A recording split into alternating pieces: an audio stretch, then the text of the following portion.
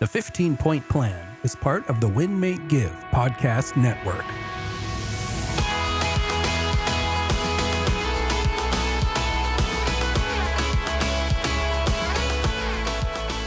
Welcome back to another episode of the 15-Point Plan podcast. My name is Ryan Gregg, and typically I am joined by my co-host, Jacqueline Smith.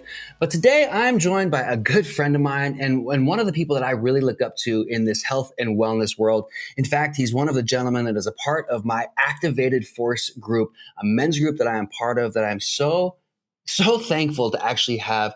This is a core group of men in my life that we share health and wellness tips. We share movement tips. We share supplemental tips. Really, we share just about everything in alignment with the 15-Point Plan. And I realized about a week or two ago that in regards to movement, there's not many people that I think we could talk to that would offer us more that we can learn from than my good friend, Isaiah Fleecebach. So Isaiah, I'd like to welcome you to the 15-Point Plan podcast. My friend, welcome. Yes. Thank you, brother. Good to be here. Good to connect with you. It's really great to have you here, Isaiah. Again, you're part of our Activated Forces. So this is like a men's group, right? And we could talk for a whole podcast on this because this is really, really important in my life to have such a core group of some of my best friend of men that we can communicate with regularly. We can share ideas, we can share health and wellness, and we can share our struggles too. And I think a lot of men could use something like that. But this podcast today specifically, Isaiah, is in regards to one of the 15-Point Plan points on movement. And you're one of the people that I've really looked up to in regards to movement, in regards to knowledge of the body. And today I'd like to have a conversation with you specifically about movement and mobility training, because this is something that we're hearing a lot of lately. And I know you know a lot about mobility training. But first off, Isaiah, tell us a little bit about yourself and how you found yourself on this mobility and movement coaching path. Geez. Well, I started studying and practicing bodywork 27 years ago. I've been working with clients since then and developing my skills, my toolbox, my passion for supporting others to be the best they can be, to heal, get out of pain, remove trauma and stress that's accumulated in their body and their nervous system, their brain. It's affecting their relationships, just really helping people to remove the kind of unknown obstacles that reside in their body that they can't identify or don't fully understand, and integrate that so that it's not like we don't have a lack of energy. It's not circulating, right? As we start to unearth that tension and stress in our body, it becomes available again.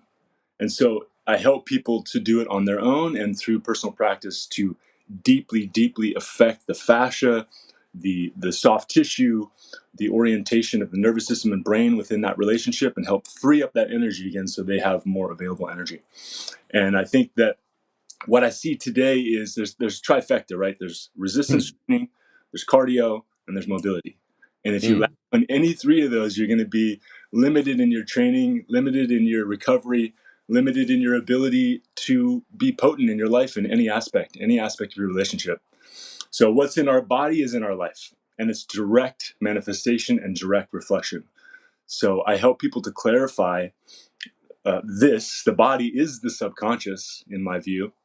And as we know, 99% of our decisions are aspects of, our life is a manifestation of the subconscious. And this place we need to access and free up in order to manifest more of what we want in our life.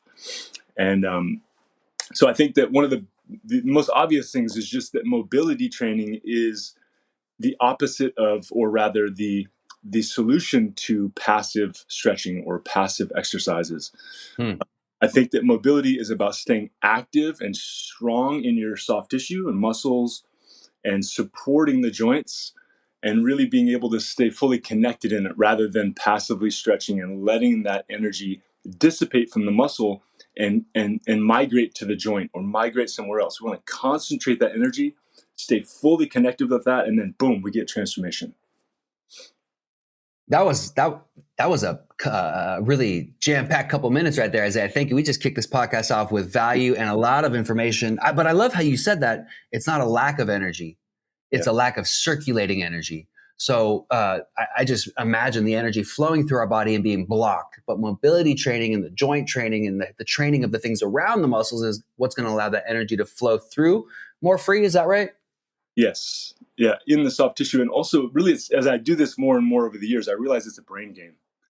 If your brain doesn't feel safe, your nervous system's not transmitting the energy, if you're not connected and concentrated in the soft tissue and your muscles, and your nervous system is not getting the information, the brain doesn't feel connected with that, it's unstable. There's disconnection. There's a protective mechanism that keeps you from greater potential on any level. Physically, we'll just talk physically, movement wise, it's limited. So I think the goal is really to use contraction and specific contractions, stay fully connected with yourself. And I can provide examples as to how to do that so that your brain and your muscle are connected and they're mapping each other out, filling in that territory, going from like a screenshot, little, out of focus screenshot to a 4K picture of parts of your body. And as that happens, that's healing, right? That's an automatic reconnection with a part of ourself that's been dormant or disconnected, and or just deficient in terms of like movement. As people move and they use resistance and they start to mobilize their body, those things wake up. And my view is that we can bring in flexibility and strength training and emotional, psychological, transformation all into the same movement. And that's the key, is how to jam pack everything into one focal point that creates a change on all levels. So what you're talking about is far deeper than just let me go run to get the sweat on and to burn a little calories. You're talking about actually whole body wellness here, because we're talking about really tapping into the things of our body that aren't allowing that energy to circulate, which aren't allowing us to best perform with our brain and the rest of our body at the highest level. Yeah. I'm hearing already like so many benefits as to why we should be doing this.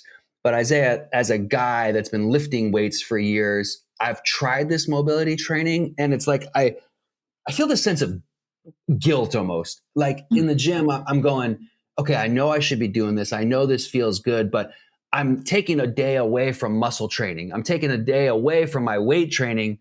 And it's like this, I don't know if other guys feel this way that lift weights, but I feel like I'm not doing weight training today. I'm not getting stronger today. Tell me why I'm completely contradicting myself by saying that with the lack of mobility training.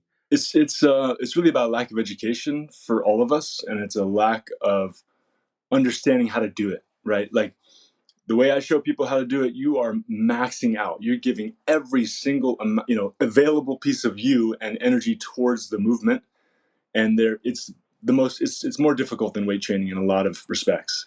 It demands more of the nervous system, demands more of the tissue in a different way, and it complements that resistance training really well, because as you bring the brain and muscle together again, and you activate that tissue completely till you're like shaking and everything's vibrating and you're working, and then boom, you have the connection again.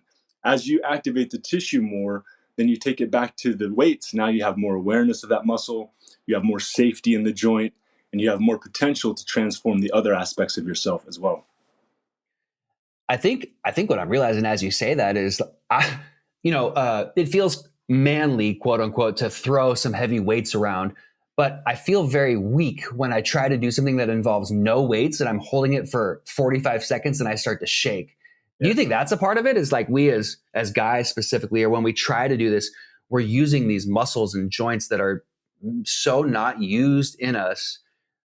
Do you think that's a part of it? As I'm saying that, I'm thinking, you know what? I don't feel strong doing that, and there's zero weight involved. Yeah. How can I get over that? How can I break through that limiting belief in my head? Number one, I think, is really, really be attentive and don't passive stretch. Because, for example, if you get in a passive stretch and it's lazy, that muscle is going to lose the force over time as you hang out there longer and longer, like a normal yoga class, for example. And that force will leave the tissue and go into the closest joint to it. And then that creates the potential for re-injury, and you lose focus, you lose concentration in your tissues, you lose activation. So it's real quick, Isaiah, could you start to interrupt, but could you clarify the difference between a passive versus an active stretch? Yeah, so if you do a forward bend, say, like you're in yoga class, you do a forward bend, you straighten your knees, lock your legs out, and you bend forward and hang out there for 2 or 3 minutes, breathing, relaxing, right? The force, you cannot contract your hamstring with a straight knee. It's not very small amount of contraction can remain there, right? Because the joint's locked out. You bend your knee 10, 20%, pull your feet together as hard as you can into the floor, and then pull down in. Now you're in the muscle belly of the hamstring, right? You keep breathing and concentrating, squeezing your feet as hard as you can. You're going to fire up that hamstring muscle like you cannot believe. And you just stay in that contraction. You stay attentive to that force staying in the muscle. And as you do that, the joint's safe because it's not migrating into the joint. It's a very different thing. Just a small example, but you could do it. I mean, there's so many ways. Another example is you get down, you do a bench press, right? You drop it, boom, boom. You're doing this bench press. You're just going through the motions. Ultimately, any point of instability along that travel up and down, if there's instability, the force is going to leave the muscle because you're not activating. It's going to go in the joint, generally shoulder in that case, right? We're closing out the rotator cuff with a hand in this position, and boom, boom, boom, loading up the rotator cuff in an unsafe way. So make it half speed or a third of that speed. Focus on the muscle contraction. Squeeze your hands into the bar. Squeeze that pinky. Keep everything in line and connected, and make it slow and really, really strong. And you'll start to feel what I mean by mobility. You'll start to feel like, oh, flexibility, mobility is my ability to stay contracted in that tissue and move through a range of motion.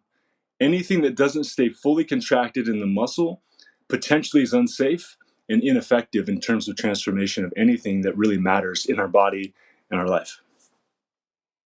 Got it. I could feel my hamstrings as you were talking about that. Like the difference of the active and passive stretch of just like bending over and doing that versus how you said with your feet, with your toes, with contracting of everything. I could feel that. I bet our listeners could as well, of like maybe even standing up if you're not driving and trying that right now. Rewind a minute and listen to what Isaiah said there and try that with your feet, with everything contracted, and you'll feel that difference, right?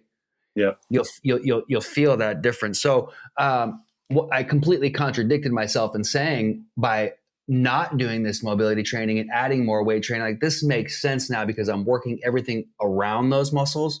Yeah. And I mean, I'm in my 40s, right? We're not getting younger. And as I get older, I probably need to do this type of training even more. Is that a good guess statement? Highly recommend, like looking into it, researching it, and practicing it, because if we don't, try to find a 50-year-old or even a 40-plus-year-old guy that who doesn't have joint pain. Anyone on the podcast listening, like honestly, do you have joint pain or not? It's probably 95%, I would say, have either repetitive or consistent joint pain. Even the ones that are really strong and healthy, that's where we suffer, and it's because of a lack of education. It's a lack of embodiment in the practices we're doing because we're going through the motion and we're not really staying authentic to what our body's needs are. And I think that directly translates to inefficiencies in the way we move, the way we think, the way we relate. It affects our relationships. It affects our relationship to money, business. Everything is affected by that. And as we concentrate it and connect again with ourselves and really stay present with that and really get it, then we're not going through the motions anymore. It starts to become a practice. I love how you said that, because like that whole idea of going through the motions is not something that we experience just in the movement or fitness part of our life. Like this podcast is around health and wellness, but a lot of our listeners are entrepreneurs, are business owners. They're people that wake up every day and they go out and they work hard to perform at their highest level. And this is the type of thing that is unlocking these things in our brain, right? This isn't just like going to make you feel better and have less pain, but it's this really whole holistic body effect of unlocking the energy is what I'm hearing you say too. Like, okay, great, Ryan, you have maybe some muscles that you didn't have, but what if I could unlock this energy between my body that allows me to not have pain? As I say that, I'm going, man, I'm 40 something years old. The muscles are cool, but not having pain is so much better. Being able to play with our kids is so much better. I've seen some of your videos where you're incorporating mobility training on a sled and you got your boy on that sled. Yeah. Like how cool is that and powerful is that for us as parents to be able to share something with our kids? I see you doing cold plunges with them and doing these things with the kids that they see as now normal. And you're raising them to have this powerful life that I don't know if we can prevent them from having these traumas that most of us have faced as children. But I wanted to pivot a little bit, Isaiah, because you do this really incredible body work that you've done with me a couple times that I've never done with anybody else. And to be frank, like the times that I've done it with you, I've literally been in tears.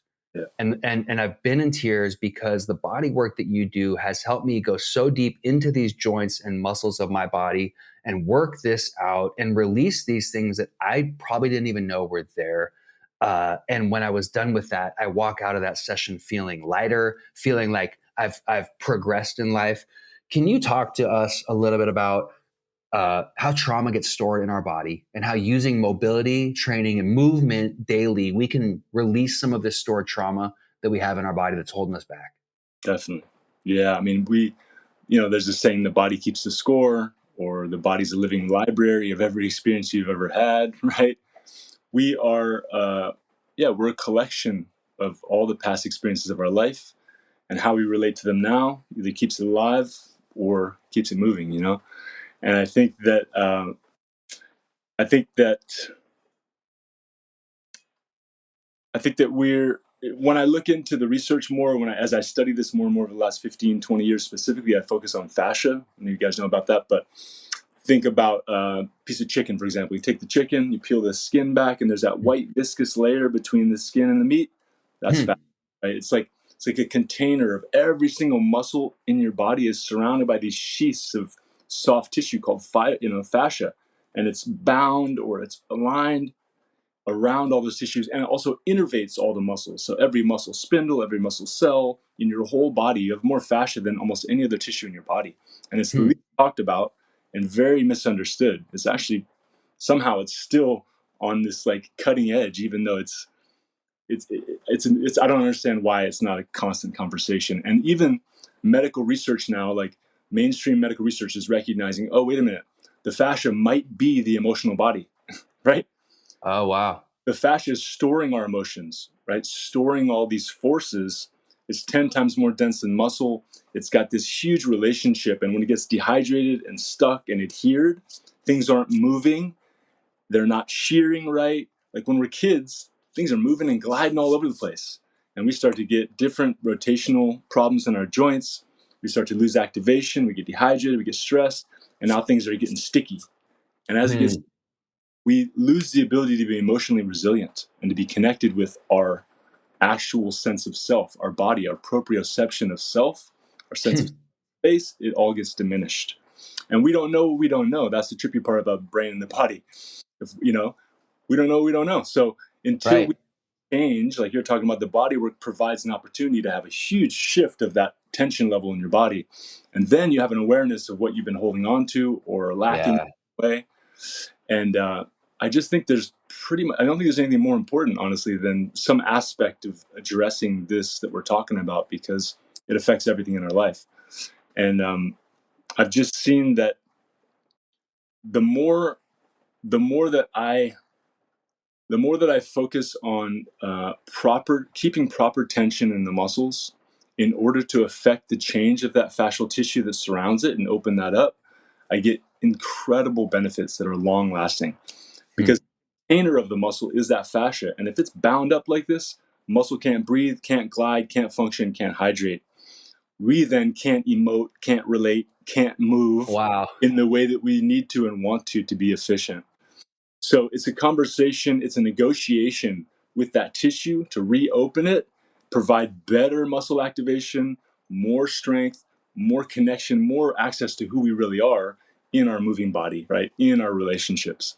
I think it's really misunderstood a lot of times, and it's kind of, like I said, we're going through the motions, and I think it's crucial that we study different ways to not go through the motions and really concentrate what's here, so that we can become more of who we are. Because the reality is, we're living out this conditioning of our childhood, the way in which we're restricted in our body. I'll give you an example. When we're young, we don't want to upset our caregivers, our parents. We want to do the right thing. We want to be appreciated. We want to be safe. If we're in abusive dynamics with someone, we have to suppress ourselves to meet the outside world, to meet the people in our lives. Right. That self-suppression leads to all kinds of fascial tension and all kinds of restrictions in our brain, in our muscles, and our nervous system. And as we start to properly address that tension level and open it up, we have healing. We have resolution of trauma in really significant and ways that we never thought were really possible. Yeah. What I'm hearing is like this massive domino effect. It's like this desire to get a little bit more healthy, feel a little bit better with our body. But when we do that and we do it intentionally and not just go through the motions, but tap into our emotions, we're unlocking ourselves, right? Like we are unlocking ourselves. We're really tapping in. You mentioned trauma. Like I came up with this acronym a while back on who we are, because we talk so much about like our story. Yeah. Oh, this happened to me, and that defined who I was now. And this acronym hit me a long time ago, of story and trauma, right? And the acronym is story: suffer trauma or release yourself. We're going to suffer this trauma our whole life, and we're never going to excel to that next level that we know that we can be if we don't break through these things. And releasing of this stored trauma through movement, through mobility, is what allows us to hit that next level in our life, right? And doing all these things on that 15-point plan, like you mentioned, the hydration, the nutrition, the journaling to release those emotions, the mindfulness to release those emotions, to be present with ourselves, it's where we can start to unlock those next levels and be the better version of ourselves that we know is within us, right? Yeah, man. I love that. Story is crucial. I believe that the limitations, the trauma, the holdings, the tension in our body defines our story. And the more that we go about life not examining that, we stay stuck in that trauma, and the story is limited, right? And I think this limiting story for ourselves is probably one of the most important things that we can offer each other, is reflection around that and tools to change that. And they can be changed quick, because if we keep identifying the limiting story, our life is not going to change. It's not going to become what we envisioned. No.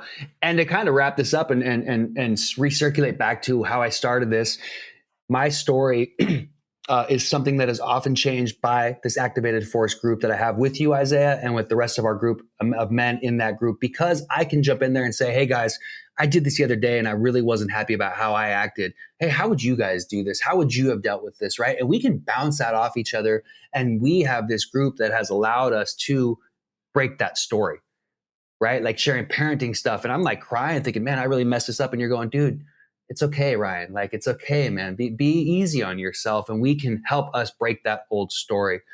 Isaiah, this was great, man. I took so many notes in my notebook on this. And I'm really thankful for you as a friend. First of all, I'm thankful for you as a friend, for you as a man in my life. You're somebody that I look up to in a lot of ways in the health and wellness world, in the relationship world, as a father. So thank you for being my friend, first off, and thank you for spending some time with us on the podcast today. If our listeners wanted to connect with you deeper, maybe get some online coaching or find out more about you, where can they find you?